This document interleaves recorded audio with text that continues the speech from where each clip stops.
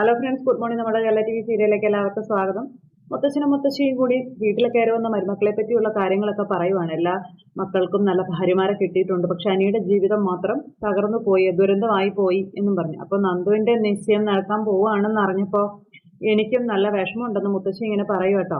അവളെ ഈ വീടിന്റെ മരുമകളാക്കണം എന്ന് ഉറപ്പിച്ചാണല്ലോ അന്ന് നമ്മൾ രണ്ടുപേരും ഇവിടെ നിന്ന് പോയതെന്നൊക്കെ മുത്തശ്ശി പറയുമ്പോൾ എന്ത് ചെയ്യാൻ പറ്റും വസുന്ധരെ?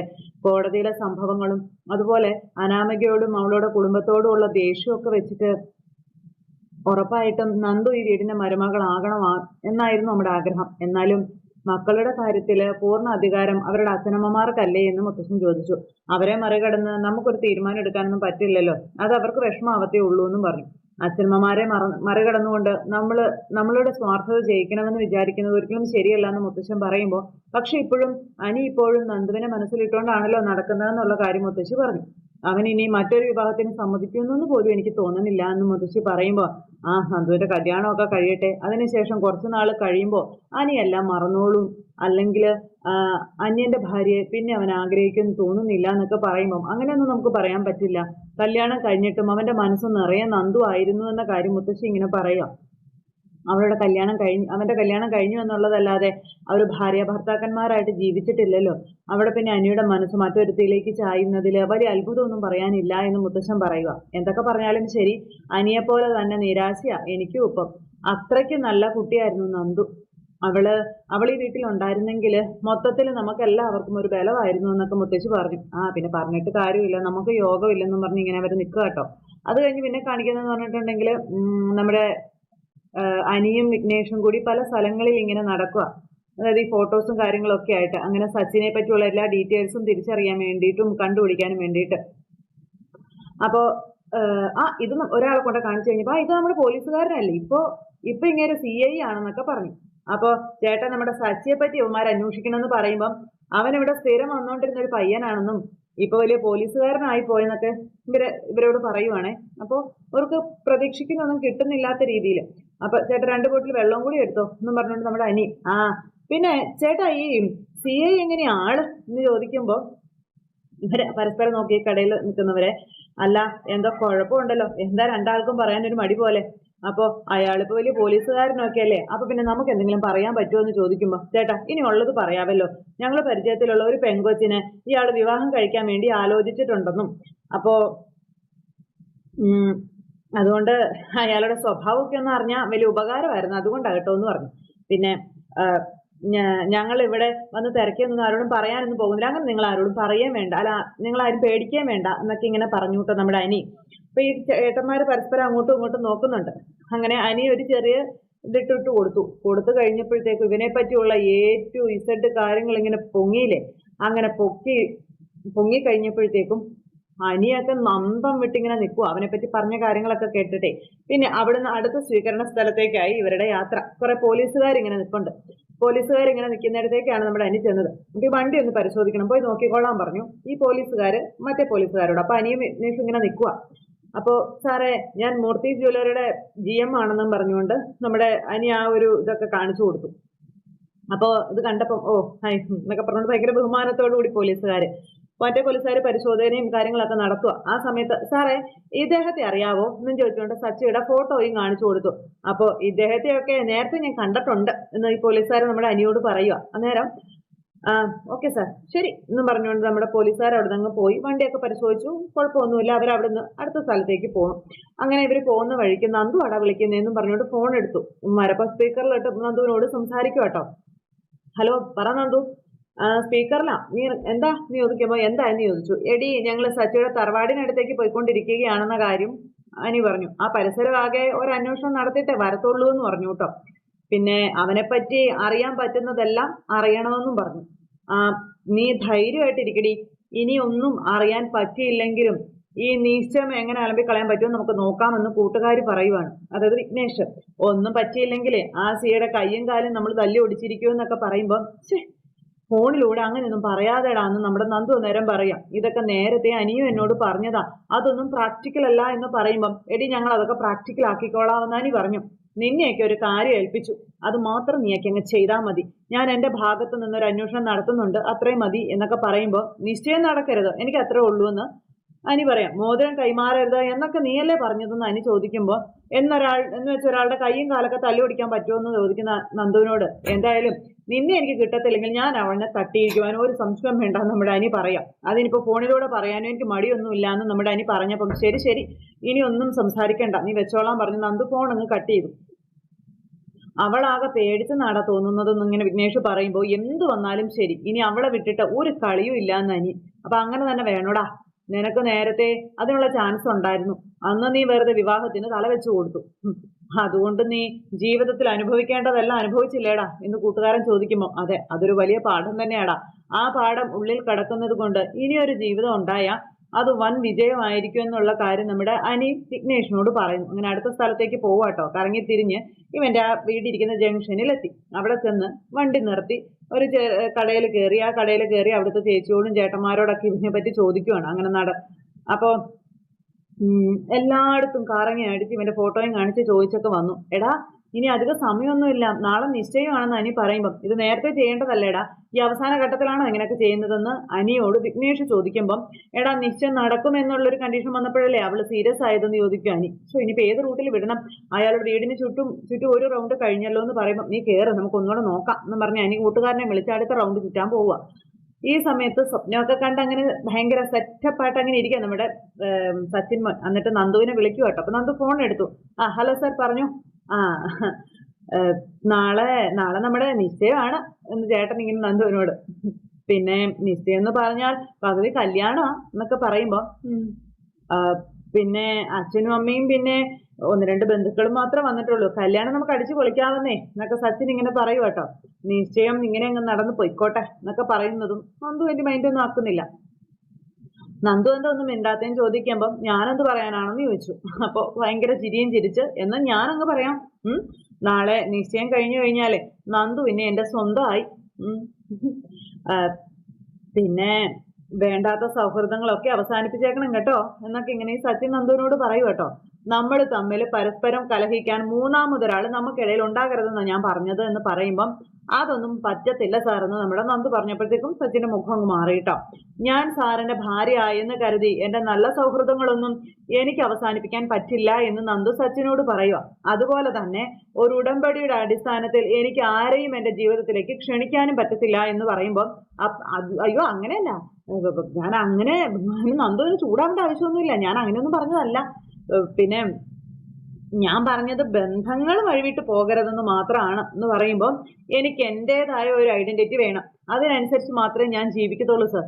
സാറ് വേറൊന്നും വിചാരിക്കരുത്, അതിന് തിരുത്താൻ ആര് ശ്രമിച്ചാലും അതൊന്നും ഞാൻ അംഗീകരിച്ച് തരാൻ പോകുന്നില്ലെന്ന് പറയുമ്പോൾ അയ്യോ അതും മതി ഞാൻ വേറെ ഒന്നും പറഞ്ഞില്ലല്ലോ, പിന്നെ ആരുമായിട്ടും ഓവർ കണക്ഷൻ വേണ്ടെന്നാട്ടോ ഞാൻ പറഞ്ഞത്. സാർ അങ്ങനെ ജീവിക്കണമെന്ന് ഞാൻ ആവശ്യപ്പെട്ടില്ലല്ലോ പെട്ടെന്ന് നന്ദു അന്നേരം ചോദിച്ചു. ഇല്ല, അങ്ങോട്ടുള്ളതുപോലെ തന്നെ വേണം ഇങ്ങോട്ടും. അങ്ങനെയുള്ളൂ, അതിന് മാറ്റമൊന്നുമില്ല. പിന്നെ നന്ദുവിനോടുള്ള സ്നേഹക്കൂടുതൽ കൊണ്ടാ ഞാനൊരിത്തിരി പൊസസീവ് ആകുന്നതേ. ശരി ഞാൻ വെക്കുക, എനിക്ക് ഉറങ്ങണമെന്ന് പറഞ്ഞു നമ്മുടെ നന്ദു ഫോൺ അങ്ങ് കട്ട് ചെയ്തു. അപ്പോഴത്തേക്കും എന്തേ നമ്മുടെ സച്ചിന്റെ അച്ഛൻ കയറി വന്നു. വേണ്ടായിരുന്നു പറഞ്ഞിട്ട് സച്ചിൻ അവിടെ നിൽക്കുമ്പോഴാണ് അച്ഛൻ അങ്ങ് കയറി വരുന്നത്. അപ്പൊ ഇപ്പൊ എന്താടാ ഇങ്ങനെ വിളറി വെളുത്ത് നിൽക്കുന്നേ, കാര്യം എന്താന്ന് ചോദിച്ചപ്പോ വിളറി വെളുത്തോ ഞാനോ, പിന്നെ ഞാൻ വളരെ ഹാപ്പി ആണല്ലോ, എനിക്ക് കുഴപ്പമൊന്നുമില്ലല്ലോ എന്ന് വെച്ചാ എന്റെ പെണ്ണുമായിട്ടാ ഞാൻ സംസാരിച്ചതെന്ന് പറയുമ്പം എങ്കിൽ ഈ മുഖഭാവമൊന്നും അല്ലല്ലോ വരേണ്ടത്, അവളെന്താടെ ആട്ടിട്ടാണോടാ വെച്ചതെന്ന് അച്ഛൻ മോനോട് ചോദിക്കുമ്പം നാളെ ഞങ്ങളുടെ നിശ്ചയമാ, അങ്ങനെയുള്ളപ്പോ അവളെന്നെ സ്നേഹിക്കുവോ അതോ ആട്ടുവോ, അച്ഛൻ എന്താ പറ്റിയേ എന്നിങ്ങനെ മകൻ ചോദിക്കുമ്പം നിന്റെ സ്വഭാവം വെച്ച് ആട്ടിയാലേ അത്ഭുതപ്പെടാനൊന്നും ഇല്ലടാന്ന് അച്ഛൻ മോനോട് പറയുക. എടാ ആ പെൺകൊച്ചിന് നിന്നോട് താല്പര്യമുള്ളതായിട്ട് എനിക്ക് തോന്നിയിട്ടില്ല എന്ന് അച്ഛൻ മോനോട് പറയുമ്പം എന്നിട്ടാണോ ഇപ്പൊ നിശ്ചയം നടക്കാൻ പോകുന്നതെന്ന് ചോദിച്ചു. അത് ആ കൊച്ചിന്റെ വീട്ടുകാരുടെ നിർബന്ധമാണെന്ന് എനിക്ക് തോന്നുന്നതെന്ന് അച്ഛൻ പറഞ്ഞു. അച്ഛന് താഴെ എങ്ങനെ പോയി ഇരുന്നൂടെ, എന്തിനാ വരുന്നത് ഇങ്ങോട്ട് കയറി വന്നത്, അവിടുന്ന് അമ്മ ഓടിച്ചതായിരിക്കും അല്ലേ എന്നൊക്കെ ചോദിക്കുമ്പോ നിന്റെ അമ്മയ്ക്കും സംശയമുണ്ട്, ഇത്തവണയെങ്കിലും നല്ലൊരു മരുമോളെ കിട്ടുവോ ഇല്ലയോ എന്നോർത്തിട്ട്. ഈ മരുമോളെ കൊണ്ടുവരുന്നത് അടുക്കളപ്പണി എടുപ്പിക്കാനൊന്നും അല്ല എന്ന് സച്ചിൻ അന്നേരം പറഞ്ഞു. പിന്നെ അവള് നല്ലൊരു SI ആണെന്നൊക്കെ ഇങ്ങനെ പറയുമ്പോൾ അച്ഛൻ തലയാട്ടുന്നു. നാളെ ചിലപ്പോഴേ എനിക്ക് മുകളിലോട്ട് കയറി പോകാനും സാധ്യതയുണ്ട് എന്നൊക്കെ സച്ചിൻ ഇങ്ങനെ അച്ഛനോട് പറഞ്ഞു. ഞങ്ങളെ ഒന്നിച്ച് സിവിൽ സർവീസ് എഴുതിയാലോ എന്ന് പോലും ആലോചിക്കുകയാണ്, ഒന്നിച്ച് IPS എടുക്കാം എന്നൊക്കെ പറയുമ്പോൾ അച്ഛൻ ഒന്ന് ചിരിച്ചു. അല്ല എന്തിനാ അച്ഛൻ ചിരിക്കുന്നതെന്ന് ചോദിക്കുമ്പം IPS അതും നീ. എടാ നീ CI ആയത് തന്നെ നിന്റെ മഹാഭാഗ്യമാണെന്ന് കരുതി അടങ്ങി ഒതുങ്ങി ജീവിക്കടാ എന്നും പറഞ്ഞോണ്ട് അച്ഛൻ അവിടെ നിന്ന് പോയി. അച്ഛൻ അങ്ങ് പോയി കഴിഞ്ഞപ്പോ സച്ചിൻ ഒരു വിലയില്ല എന്നും പറഞ്ഞിങ്ങനെ അവിടെ നിൽക്കുക. അത് കഴിഞ്ഞ് പിന്നെ കാണിക്കുന്ന അനന്തപുരിയാ. അവിടെ നമ്മുടെ ദേവയാനി വിഷമിച്ചിരിക്കുന്നു. ആദർശപ്പം അങ്ങ് ഇറങ്ങി വരുന്നു. അപ്പൊ അമ്മ ഇങ്ങനെ ആകെ സങ്കടപ്പെട്ടിരിക്കുന്ന കാഴ്ച മോൻ കണ്ടു. അന്നേരം അനി എന്തെന്ന് ചോദിച്ചു. അവൻ അവന്റെ കൂട്ടുകാരുമായിട്ട് കറങ്ങി നടക്കുമായിരിക്കും എന്നിങ്ങനെ പറയുമ്പോൾ അവന് നാളത്തെ ദിവസത്തെ പറ്റി സങ്കല്പിക്കാൻ പോലും പറ്റത്തില്ലല്ലോ അമ്മയെന്ന് ആദർശ് ഇങ്ങനെ പറയാ ദേവയാനിയോട്.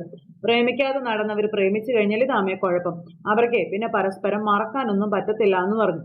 അപ്പൊ അത് നിനക്ക് നേരത്തെ അറിയാവുന്ന കാര്യമല്ലേ. അനിയുടെ കാര്യത്തിന് മുന്നേ, കല്യാണത്തിന് മുൻപേ എന്നിട്ട് നിന്നെ കൊണ്ട് എന്തെങ്കിലും ചെയ്യാൻ പറ്റുമോ എന്ന് ചോദിക്കുമ്പോൾ അത് മാത്രം അമ്മ പറയരുത്. കേട്ടല്ലോ. അന്ന് അമ്മയും നന്ദുവിന്റെയും നയനയുടെയും ഒക്കെ ശത്രുവായിരുന്നില്ലേ. ഒരു കാരണവശാലും നന്ദുവിനെ ഇവിടേക്ക് കൊണ്ടുവരരുതെന്ന് ഇളയമ്മയേക്കാൾ കൂടുതൽ വാശി പിടിച്ചത് അമ്മയല്ലേ എന്ന് ചോദിച്ചു. അപ്പൊ അത് നീ പറഞ്ഞത് ശരിയാണെന്ന് ദേവയാനി. അന്ന് അമ്മ കൂടെ ഉണ്ടായിരുന്നെങ്കിൽ നമുക്ക് എന്തെങ്കിലുമൊക്കെ ചെയ്യാമായിരുന്നു എന്ന് മകൻ അമ്മയോട് പറയുന്നു. അങ്ങനെ ഇവർ സംസാരിച്ചുകൊണ്ടിരിക്കുമ്പോൾ നമ്മുടെ അനി വീട്ടിലേക്ക് വന്നു. അനിയെ കണ്ടപ്പോൾ ഇവർക്കൊന്ന് ശ്വാസം നേരെ വീണത്. അനി അകത്തേക്ക് കയറി വന്നപ്പം നീ എവിടെയായിരുന്നു മോനെ ഇതുവരെ എന്ന് ദേവയാനി ചോദിച്ചു. അതുപോലെ ഞാൻ ഓഫീസിലായിരുന്നല്ലോ. ഈ സമയം വരെ നീ ഓഫീസിലായിരുന്നോ ചോദിക്കുമ്പം ഭാരിച്ച ജോലിയല്ലേ ഏട്ടൻ എന്നെ ഏൽപ്പിച്ചിരിക്കുന്നത്, അതുകൊണ്ട് ഓവർ ടൈം ജോലി ചെയ്യാന്ന് തീരുമാനിച്ചെന്ന് പറയുമ്പം എടാ നീ കുടിച്ചിട്ടൊന്നും ഇല്ലല്ലോ അല്ലേന്ന് ചോദിച്ചു. ഞാൻ എന്തിനാ കുടിക്കുന്ന ഏട്ടാ? അല്ല നാളെ നന്ദുവിന് നിശ്ചയമായതുകൊണ്ടേ നീ ചിലപ്പോൾ മദ്യപിച്ച് എവിടെയെങ്കിലും കിടക്കുന്നുണ്ടാവുമെന്നാ ഞാൻ കരുതിയതെന്ന് പറയുമ്പോൾ ആ ശീലമൊക്കെ ഞാൻ ഉപേക്ഷിച്ചില്ല ഏട്ടാന്ന് ചോദിച്ചു അനി. അതൊക്കെ അവിടെ നിൽക്കട്ടെ, നാളെ മോൻ നിശ്ചയത്തിന് വരുന്നില്ലേന്ന് ചോദിച്ചപ്പം ഞാനങ്ങ് വരുന്നില്ല വല്യമ്മ. അതെന്താ? അത് മോശമല്ലേ മോനെ? ഞാൻ വരാതിരുന്നത് കൊണ്ട് അവിടെ ആരും പരാതിയൊന്നും പറയാൻ പോകുന്നില്ലല്ലോ എന്ന് അനിയ നേരെ പറയുക. പിന്നെ നിശ്ചയത്തിന് വരുന്ന പയ്യനുണ്ടല്ലോ, അയാൾക്ക് എന്നെ കണ്ണെടുത്താ കണ്ടൂടാ. അതുകൊണ്ട് ഞാൻ മാറി നിൽക്കുന്നത് തന്നെയായിരിക്കും നല്ലത്. എടാ എന്ന് വെച്ച് എത്ര കാലം നീ അവിടെ ഇതിൽ നിന്നൊക്കെ മാറി നിൽക്കും? കല്യാണം കഴിഞ്ഞാലും വിരുന്നിനൊക്കെ നന്ദുവിനെയും കൂട്ടിയാ CI ഇങ്ങോട്ടേക്കൊക്കെ വരില്ലേ? അപ്പോഴോ ആ സമയത്ത് ഞാൻ വീട്ടിലില്ലാതിരുന്നാ പോരെ? കാര്യം കഴിഞ്ഞില്ലേ? പിന്നെ കല്യാണമൊക്കെ നന്നായിട്ട് നടന്നാൽ മതിയായിരുന്നു എന്ന് അനി പറയുമ്പം അതെന്താണ് മോനെ നീ അങ്ങനെ പറഞ്ഞു നീച്ചു ദേവയാനി. അപ്പൊ എടാ കല്യാണം മുടക്കാൻ വേണ്ടിയിട്ടേ നീ എന്തെങ്കിലും പ്ലാൻ ഇട്ടിട്ടുണ്ടോടാ എന്ന് ആദർശ് ചോദിക്കുമ്പോ ഞാൻ അങ്ങനത്തെ പണിയൊന്നും കാണിക്കുന്നില്ല, കാണിച്ചിട്ടുമില്ല. പിന്നെന്തോ എന്റെ മനസ്സങ്ങ് പറയുന്നു ഈ കല്യാണം നടക്കാനേ വലിയ പാടാണെന്ന്. അത് ഞാൻ പറഞ്ഞതേ ഉള്ളൂ. അതും പറഞ്ഞ അനി അകത്തേക്ക് കയറിപ്പോയപ്പോ അവനെന്താ അങ്ങനെ പറഞ്ഞേ? ഇനി കല്യാണം നടക്കാതിരിക്കാൻ അവൻ എന്തെങ്കിലും ചെയ്തിട്ടുണ്ടോ മോനെ എന്ന് ദേവയാനി ചോദിക്കുമ്പോൾ അവൻ ചെയ്താലും നന്ദു ചെയ്താലും അതിൽ അത്ഭുതപ്പെടാനൊന്നുമില്ല എന്ന് ആദർശ് പറയുക. അമ്മേ അനിയുടെ മനസ്സ് തന്നെയാ നന്ദുവിന്റെയും. അവൾക്കും ഈ വിവാഹത്തിനോട് യാതൊരു താല്പര്യവും ഇല്ല എന്ന കാര്യവും ആദർശ് പറയുമ്പോൾ നീ അവന് ആത്മവിശ്വാസം കൊടുക്കണമെന്നും അവനിപ്പോ നല്ല രീതിയിൽ മാറിയിട്ടുണ്ടെന്നൊക്കെ ദേവയാനി ഇങ്ങനെ ആദർശിനോട് പറയാ. ഇനി പഴയതുപോലെ നിരാശ ബാധിച്ച് അലഞ്ഞു തിരിഞ്ഞ് നടക്കാനുള്ള അവസരമൊന്നും ഉണ്ടാക്കി വെക്കരുതെന്നൊക്കെ പറഞ്ഞു കൊടുത്തു. അതുപോലെ തന്നെ ഇതെല്ലാം ഒന്ന് ശാന്തമാകുമ്പോഴേ അവന് പറ്റിയ ഒരാളെ നമുക്ക് കണ്ടുപിടിക്കണമെന്നും പറഞ്ഞു. അപ്പൊ അത് മിക്കവാറും നടക്കുമെന്നൊന്നും എനിക്ക് തോന്നുന്നില്ല അമ്മേ എന്ന് ആദർശ് പറയുവാണ്. ഇനി അവന് വിവാഹത്തെപ്പറ്റി ചിന്തിക്കാനേ പറ്റില്ല. അങ്ങനെ ചിന്തിക്കണമെങ്കിൽ തന്നെ കുറേ സമയം എടുക്കും എന്നൊക്കെയുള്ള കാര്യങ്ങളും പറയുക. അപ്പൊ അങ്ങനെയൊക്കെ ഇവർ സംസാരിച്ചുകൊണ്ട് ഇങ്ങനെ നിന്നു. അത് കഴിഞ്ഞു പിന്നത് നമ്മുടെ നന്ദുവിന്റെ കൂടെ നയന ചെന്ന് കിടക്കുക. അപ്പൊ എത്ര നാളായിടി നമ്മളിങ്ങനെ ഒരുമിച്ച് കിടന്നിട്ട് എന്നതേ നയന നന്ദുവിനോട് പറയുന്നു. നന്ദു ഒന്നും മൈൻഡ് പോലും ആക്കുന്നില്ല. എന്നിട്ടും നിനക്കെന്താ ഒരു സന്തോഷമില്ലാത്തെ? അപ്പൊ എങ്ങനെ സന്തോഷിക്കാനാ ചേച്ചി? ഞാൻ സന്തോഷിക്കാൻ പറ്റുന്നില്ല. കല്യാണം കഴിഞ്ഞാൽ എന്റെ സൗഹൃദമൊക്കെ ഉപേക്ഷിക്കണമെന്ന് അയാൾ പറഞ്ഞത്. അനിയുമായിട്ട് ഒരിടപാടും വേണ്ടെന്നും അയാൾ എന്നോട് പറഞ്ഞു എന്നുള്ള കാര്യമൊക്കെ പറയുക. അതിന് തക്കതായ മറുപടിയും ഞാൻ കൊടുത്തിട്ടുണ്ടെന്നും നന്ദു പറയൂ കേട്ടോ. എന്റെ സൗഹൃദങ്ങളും എന്റെ ബന്ധങ്ങളും ഉപേക്ഷിച്ചിട്ട് എനിക്ക് പുതിയതായിട്ട് ഒരു ബന്ധവും വേണ്ടെന്ന് ഞാൻ അയാളോട് പറഞ്ഞിട്ടുണ്ടെന്ന് പറയുമ്പോൾ കല്യാണം കഴിഞ്ഞ കുറച്ചൊക്കെ ഭർത്താവ് പറയുന്നത് കേൾക്കേണ്ട മോളെ എന്ന് നയന ചോദിക്കുക. ഭർത്താവ് എന്നല്ല ആര് ന്യായമായ കാര്യങ്ങൾ പറഞ്ഞാലും ഞാനത് കേൾക്കും ചേച്ചി. ഇത് അയാൾ ശരിയല്ല, എനിക്ക് അറിയാതെ. നമ്മളുടെയൊക്കെ മുന്നിലെ അയാൾ മാന്യൻ ചമയ. പ്രത്യേകിച്ച് നമ്മുടെ അച്ഛൻ്റെയും അമ്മയുടെയും ഒക്കെ മുന്നിൽ അവരെ ശരിക്കും പറഞ്ഞ അയാൾ വീട്ടിൽ കളഞ്ഞു എന്ന് വേണം പറയാനായിട്ട് എന്നൊക്കെ ഇങ്ങനെ പറയുമ്പോൾ മോളെ നോക്ക്, ഇനി ഈ ബന്ധം വേണ്ട എന്ന് വെക്കാൻ പറ്റാത്തൊരവസ്ഥയാണ് നമുക്ക്. നീ അത് മനസ്സിലാക്ക്. അത് നിനക്ക് അറിയാവുന്ന കാര്യമല്ലേ എന്ന് ചോദിക്കുമ്പോൾ അതിനു വേണ്ടി ഞാൻ വരികേടാവുമല്ലേ ചേച്ചിന്ന് ചോദിച്ചു. നാളെ നിശ്ചയമല്ലേ എൻ്റെ മോള് സങ്കടപ്പെടാതെ കിടക്കാൻ പറഞ്ഞു. അപ്പൊ എനിക്ക് നല്ല ജോലി തിരക്കുണ്ട് ചേച്ചിന്ന് പറയുമ്പോൾ നീ ഇപ്പൊ ലീവിലല്ലേ, നീ സ്റ്റേഷനിൽ പോകുമ്പോഴല്ലേ നിനക്ക് ജോലി തിരക്കുള്ളൂ, അല്ലാത്തപ്പോ നീ ഫ്രീ അല്ലേ, പിന്നെന്താ നീ ഇപ്പൊ ഇങ്ങനെ പറയുന്നത്? ഇന്ന് രാത്രി ഞാൻ ഒട്ടും ഫ്രീ ആയിരിക്കില്ലേ ചേച്ചി ഉറങ്ങിയതിന് ശേഷം എനിക്ക് പല കാര്യങ്ങളും ചെയ്ത് തീർക്കാനുണ്ട് എന്ന് നമ്മുടെ നന്ദു പറയുമ്പോൾ മോളെ നിന്റെ മനസ്സിൽ എന്താന്ന് ചോദിച്ചു. അപ്പോൾ എൻ്റെ മനസ്സിൽ എന്തായാലും അത് ചേച്ചി അറിഞ്ഞിരിക്കുമെന്ന് നന്ദു ഇങ്ങനെ പറയുക. അങ്ങനെ സച്ചിനെ പൂട്ടാനുള്ള വല നമ്മുടെ നന്ദു വിരിച്ചു കഴിഞ്ഞു. ചേച്ചി അറിയാത്തതായി ഒന്നും എൻ്റെ ജീവിതത്തിൽ ഇല്ല എന്നും നന്ദു നയനയോട് പറയുമ്പോൾ, ഞാൻ നിന്നോട് പറഞ്ഞല്ലോ, ദേ അന്ന് ആദർശേട്ടനും ഞാനും കൂടി വന്നത് എങ്ങനെയെങ്കിലും നിന്നെ അനിയൻ തമ്മിൽ ഒന്നിപ്പിക്കാൻ വേണ്ടിയിട്ടായിരുന്നു. പക്ഷെ നടന്നതെന്താ നിനക്ക് അറിയാമല്ലോ. ഇവിടെ നമ്മുടെ അമ്മയും അവിടെ അനിയുടെ അമ്മയും ഒറ്റക്കാലിൽ നിൽക്കുക. പിന്നെ എന്ത് ചെയ്യൂന്ന് പറ. പിന്നെ നവ്യേച്ചിയും നിന്നെ ഈ കാര്യത്തിന് സപ്പോർട്ട് ചെയ്യുന്നില്ലല്ലോ മോളെ എന്ന് പറയുമ്പം, ആര് സപ്പോർട്ട് ചെയ്തില്ലെങ്കിലും ഒരു കാര്യം എന്തായാലും ഉറപ്പാ ചേച്ചി, എൻ്റെ ജീവിതത്തിൽ എൻ്റെ മനസ്സിൽ കയറിയ ഒരേ ഒരാൾ മാത്രമേ ഉള്ളൂ, അത് അനിയാണെന്നൊക്കെ പറഞ്ഞുകൊണ്ട് നമ്മുടെ നന്ദു ഇങ്ങനെ നയനോട് പറഞ്ഞിട്ട് അവിടെ നിന്ന് എഴുന്നേറ്റ് പോയി. അപ്പോഴത്തേക്ക് നയനെ പിടിച്ച് നന്ദുവിനെ അടുത്ത് കിടത്തി. ചേട്ടത്തി അനിയത്തിയും കൂടി ഇങ്ങനെ അവിടെ കിടക്കുന്നിടത്ത് നമ്മുടെ കഥ അവസാനിച്ചു. അപ്പോൾ എല്ലാവരും കാത്തിരുന്ന് കാണണേ. എല്ലാവർക്കും നല്ലൊരു ദിവസം ആശംസിക്കാട്ടോ.